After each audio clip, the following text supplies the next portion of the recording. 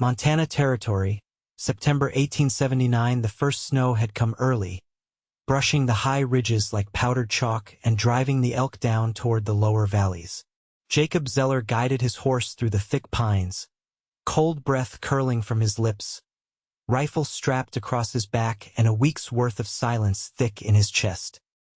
He was 3 days out from Fort Benton, heading nowhere in particular, just following the land and the quiet like he always did when the past started clawing too loud. He heard the creek before he saw it, just a thin, steady trickle threading through the rocks, half frozen at the edges. He reined in, ready to make camp, when something out of place caught his eye. A shape too still to be an animal. He dismounted fast, boots crunching over crusted snow, and moved down the embankment.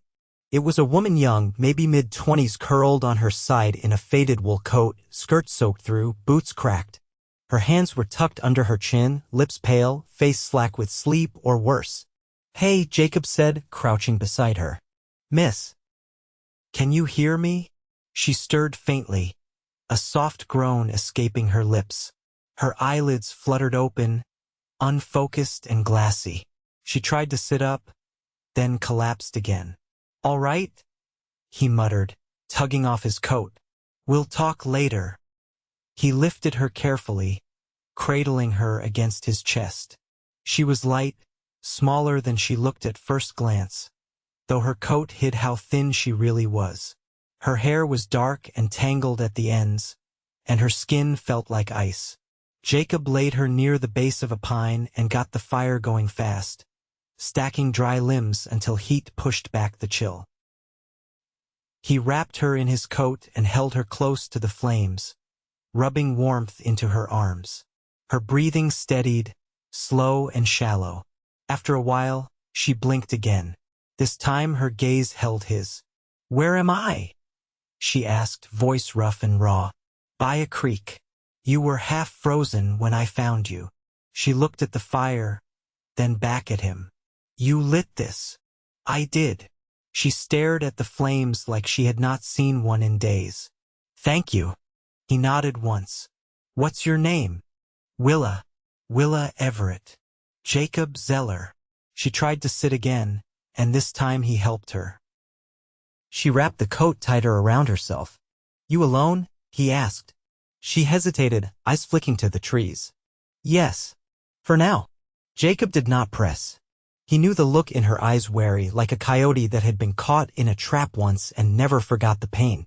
He had worn that look himself some years back. They sat by the fire, the woods quiet except for the wind and the creek. Willa's hands shook as she took the tin cup of coffee he offered her, but she drank it all. "Where were you headed?" he asked.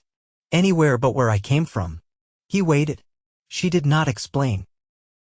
She fell asleep not long after, curled beside the fire with her head resting near his pack.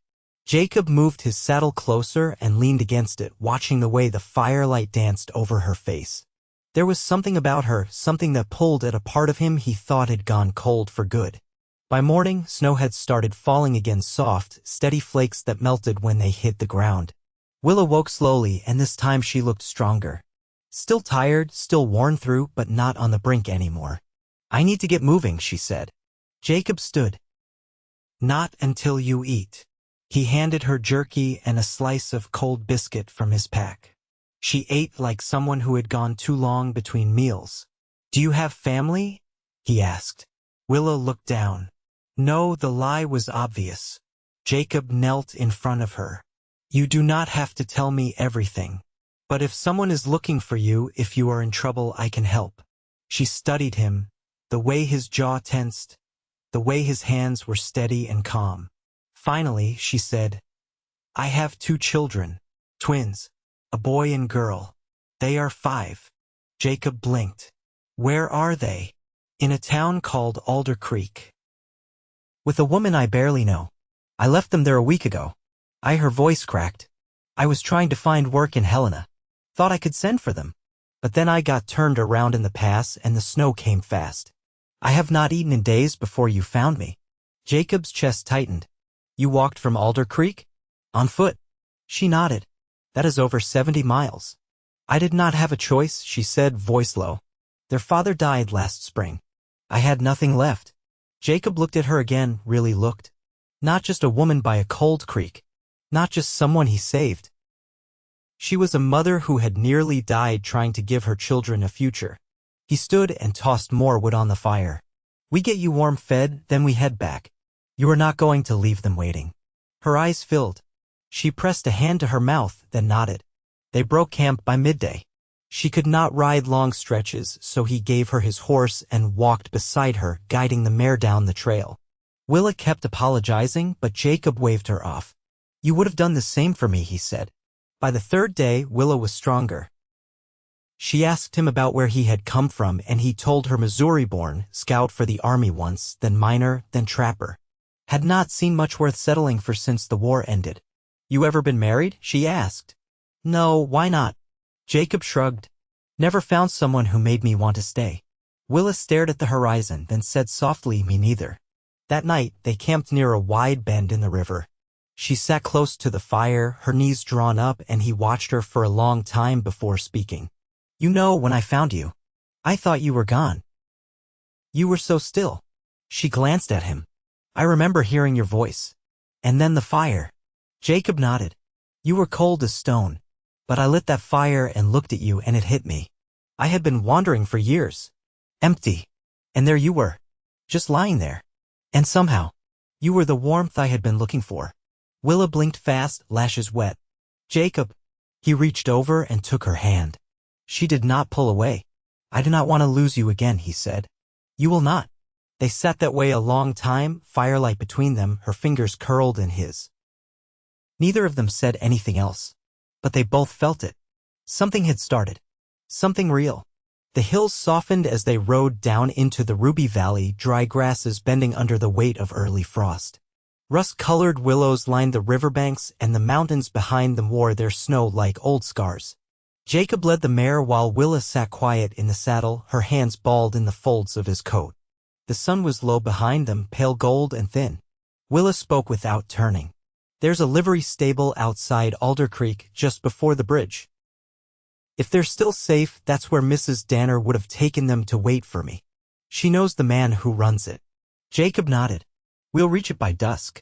She shifted, wincing as she adjusted her weight. I don't know what I'll say to them. I thought I'd be back in 2 days. I told them I'd bring peppermint sticks. He glanced up. They'll be glad to see you. That's what matters. They'll ask where I went. Why I didn't come sooner. Her voice thinned. I don't know if I can explain what it felt like, leaving them behind and walking away. It felt like cutting my own breath out. Jacob paused, then said, You're not the only one who's had to choose between bad and worse. Ahead, the town emerged in the curve of the land, just a cluster of wood buildings, smoke rising soft from a few chimneys, and the wide plank bridge stretching over the water. The livery stood at the edge, gray boards weathered to silver, the roof patched with tin. A single lantern hung from a post, already lit. They rode into the yard, hooves thudding on packed dirt. Willa slid down, legs unsteady, and walked up to the side door. Jacob followed a few paces behind. A tall woman in a quilted shawl stepped out, startled, then took a sharp breath. Willa Everett lowered above. Willa's voice caught. Are they here? The woman, Mrs. Danner, by the sound of it, stepped aside. Inside. They're fine. I didn't know if she stopped. Come in, girl. Jacob stood back as Willa disappeared into the building. Through the open door, 2 small voices rose at once, high, bright, and sudden. Then Willa's knees hit the floor and the children crashed into her arms. He turned away, giving them the moment. Mrs. Danner came to stand beside him, folding her arms. You're the one brought her back? I found her up near the pass. She say how far she walked? Jacob looked out toward the tree line. Far enough that it's a miracle she made it. The woman's mouth pressed tight. Well, I can't keep all of them here much longer. She glanced toward the door. They need a roof. Food. A place to be steady. I know. They both watched as Willa stepped back outside, a child on each hand. The boy had her chin and the girl her eyes. They clung to her, staring up at Jacob with narrow-eyed curiosity. Willa's face was flushed. Her lips parted as if she'd been holding her breath for days and could only now let it go. I never thought I'd see them again, she said. Jacob crouched to meet the children's eyes. You two got names? The boy nodded. Eli. The girl leaned forward. I'm June. Well, Eli and June, Jacob said, standing again. Your mother's tougher than just about anyone I've met. Willa exhaled a laugh, shaky and quiet.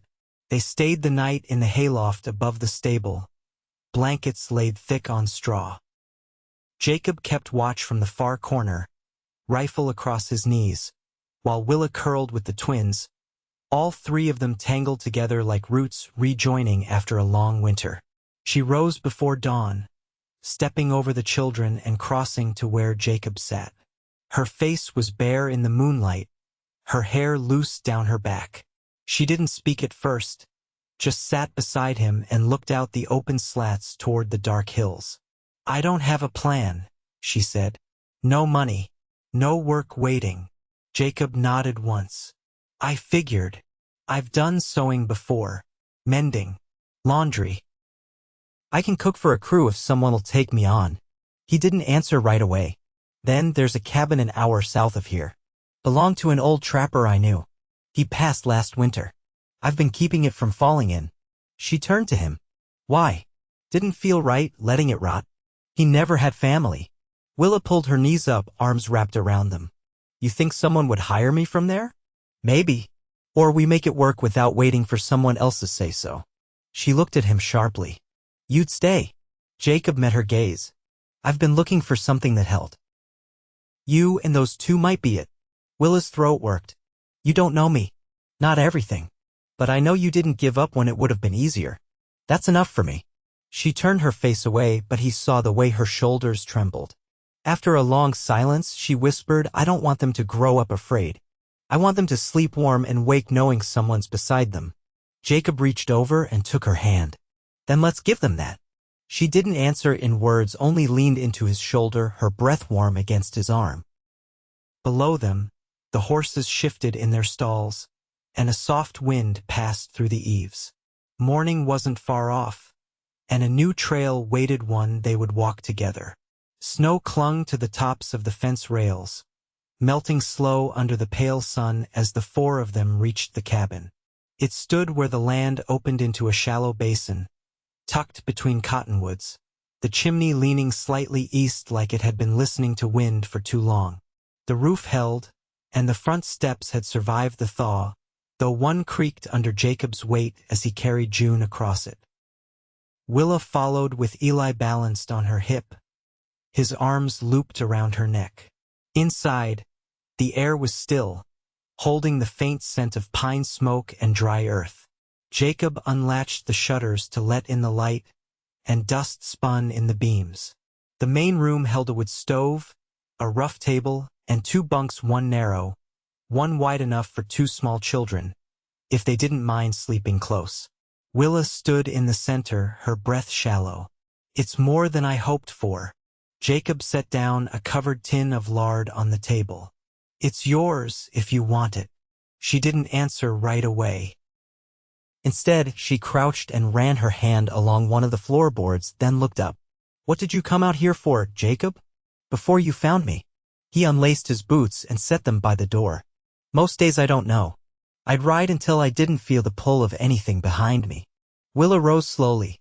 But you kept the fire going in a place no one lived. I guess I was waiting on something to give me reason. They spent the first afternoon sweeping out the corners and stacking kindling.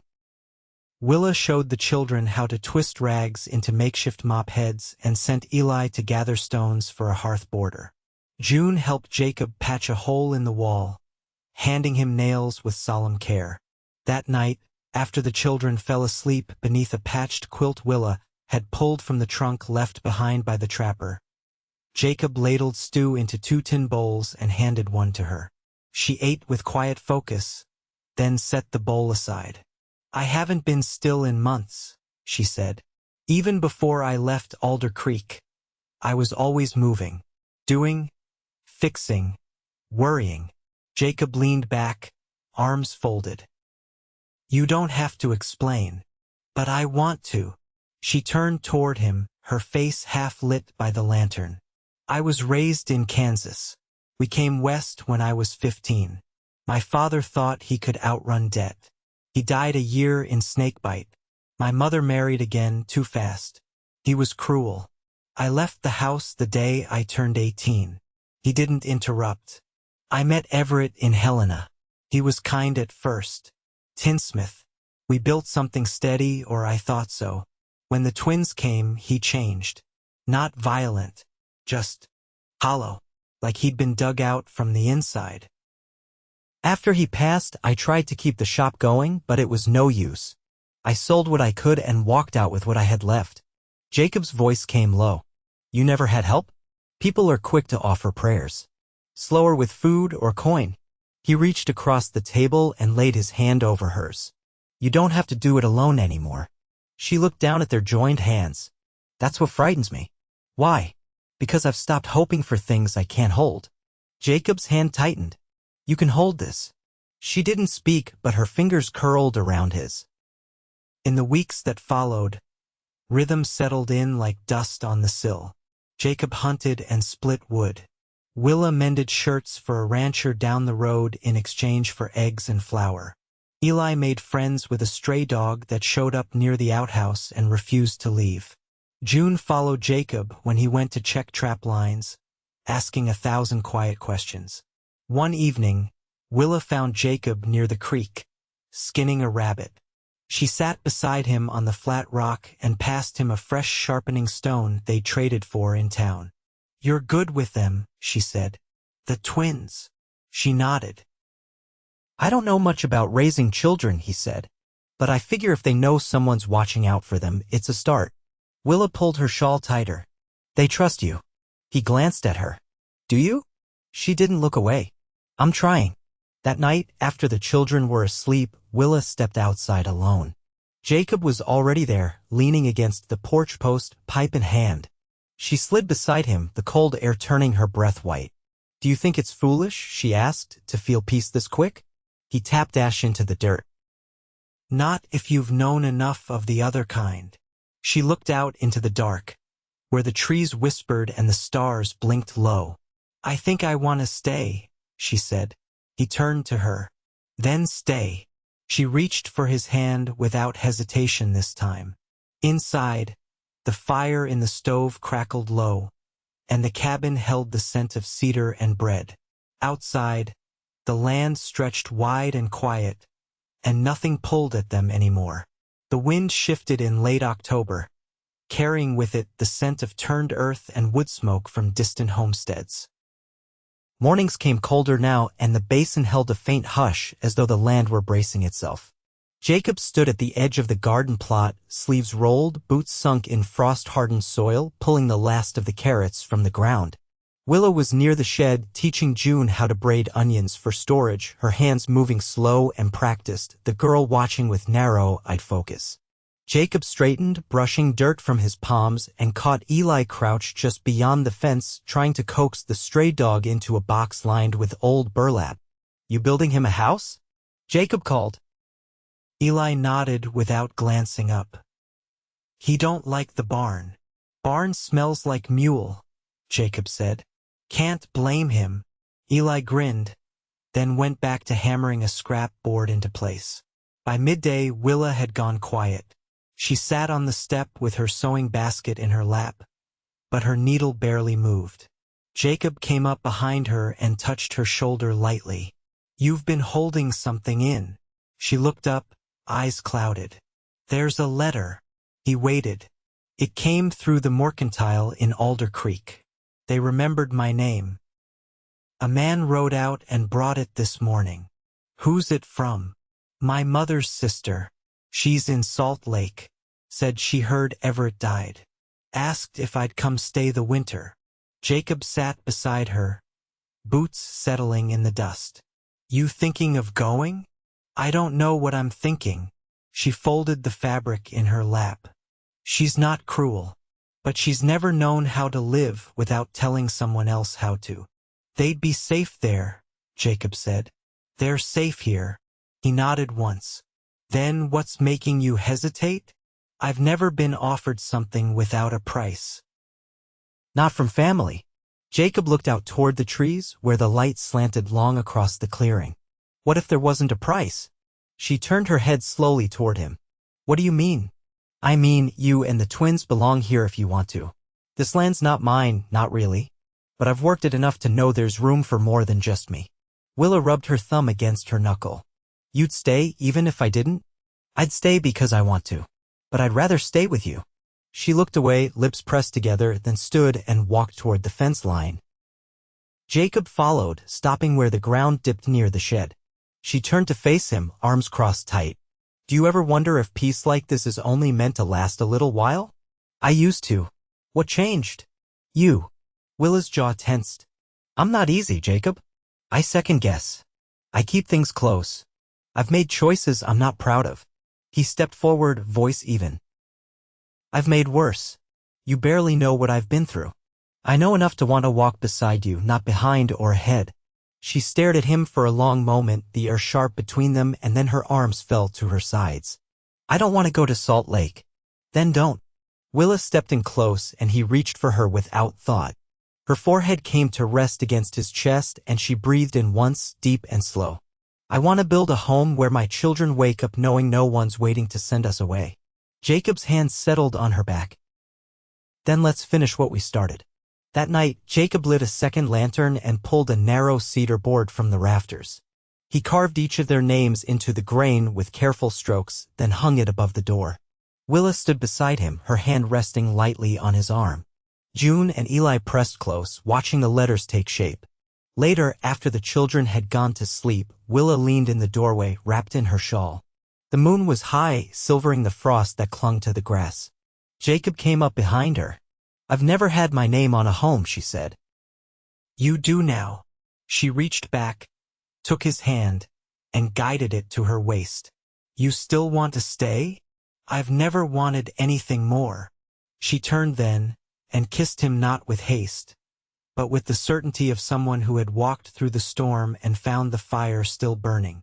Inside, the cabin held steady against the night, and outside, the cold creek ran quiet under the moonlight, watched by the trees and the stars above. By mid-November, the hills were draped in hoarfrost, and the creek wore a skin of ice that cracked faintly with the weight of morning light. The garden lay buried beneath straw, and the chimney smoked steady, trailing into a sky the color of burnished pewter. Inside the cabin, the air smelled of beeswax and boiled apples. Jacob was repairing the latch on the door while Willa worked at the table, twisting scraps of muslin into makeshift dolls for June's upcoming birthday. Eli sat cross-legged on the floor, carving notches into a stick with a dull knife Jacob had blunted for him. June leaned against the wall, humming tunelessly, brushing the dog's coat with a bunch of dried thistle bound with twine. The warmth in the room was more than just the fire, it was the kind that came from living in rhythm, from knowing the weight of each other's footsteps and the silence that settled when no one needed to talk. Jacob set down the hammer and flexed his fingers. There's a man in town lookin' to sell off a few hens. Said he'd take a trade in hides or flour. Willa didn't look up. We've got enough squirrel pelts and half a sack left from the last bake.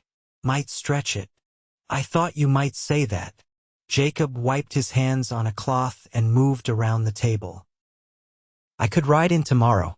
She glanced up then, brows drawn. It's a half day there and back. You'll lose light. I'll take the sorrel. She's sure-footed. And I've been meaning to ask about winter feed from the feed store. Willa nodded slowly, twisting the muslin tighter. Bring back a spool of blue thread if you can. June asked for a dress the color of sky, and I said I'd try. Jacob watched her fingers move. She'll have it. Even if I have to ride all the way to Virginia City to find it. June looked up. Can I come? Willa answered before Jacob could. Not this time, love. The snow's too deep for small boots. Jacob reached over and ruffled her hair. You can help me oil the saddle tonight. That way you'll be part of the ride. That evening, after the children had gone to sleep, Willa stood by the stove, rubbing balm into her hands. The heat had dried her skin, and the salve smelled faintly of pine resin and tallow. Jacob came to stand behind her, his hands resting on her waist with a familiarity that had deepened over the weeks. You're sleeping lighter lately, he said. She didn't turn around. I keep dreaming we're back on the trail. Only this time I can't find my way. That's not where you are now.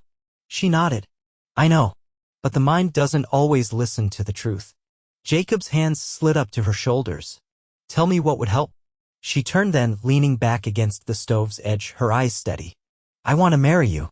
He blinked, then smiled, slow and certain. I was waiting to ask until the ground thawed. Figured you deserved a spring wedding with flowers and sun. She shook her head. I don't care about flowers. Or the thaw. I care about waking up with you beside me and not wondering if I have a right to stay. Jacob cupped her face, his thumb brushing the hollow of her cheek. You've had the right since the moment I built that second bunk. Willa's eyes glistened, but she didn't cry. She never did, not for anything that came from joy. They married 2 mornings later on the edge of the creek where the water ran slow beneath a crust of snow. A circuit preacher passed through on his way to Gallatin Forks and agreed to stop long enough to speak the vows. The children stood close, bundled in wool, their hands clasped tight. June wore her new dress, not sky blue but the shade of stormlight, with a hem Willa had lined with lace pulled from an old petticoat. Jacob wore his cleanest shirt and a coat he hadn't buttoned since his army days. Willa's shawl was pinned with the only brooch she owned, glass, not gem, but it caught the light just the same. They said their vows with clear voices and no hesitation. No guests, no music, just wind in the cottonwoods and the dog lying at Eli's feet. Afterward, they shared bread and dried apples by the fire. That night, when the children were asleep, Willa lit the lantern low and turned to Jacob with her hands at the collar of his shirt. I never thought I'd find a man who let me breathe. He kissed her slow, nothing rushed or unsure, and whispered, You don't have to hold your breath anymore. They spent the winter in that cabin, rising before dawn and falling asleep full of warmth and each other's nearness. The hens came, and the blue thread, and even a second quilt from a neighbor who heard they'd married and wanted to help in the way folks sometimes did quietly, without fuss. Jacob built a lean-to for the woodpile, and Willa taught the twins to read from a battered primer they found tucked behind the cupboard. By spring, green pushed up through the thawed earth, and Willa planted the first seeds with dirt under her nails and a song in her throat. Jacob built her a bench beneath the cottonwoods where she liked to sit after supper and watch the creek run full again. They didn't speak much there, didn't need to. One warm evening, as fireflies blinked low across the grass, Willa leaned her head on Jacob's shoulder and said, This is the life I would have built if I'd known how. He kissed her hair. You built it anyway. They never left that basin. The years came and went, but the creek stayed and the wind kept its pace, and the cabin never wanted for laughter or bread on the table. Jacob and Willa grew older, but not apart. The children grew, strong and certain, and knew without doubt that they were safe, loved, and rooted to something that would not break. And in the soft quiet of each new morning, before the fire was lit or the rooster crowed, Jacob would reach for Willa's hand beneath the quilt and she would lace her fingers through his, the same way she had that first night by the fire, when hope had still been a fragile thing. It was never fragile again.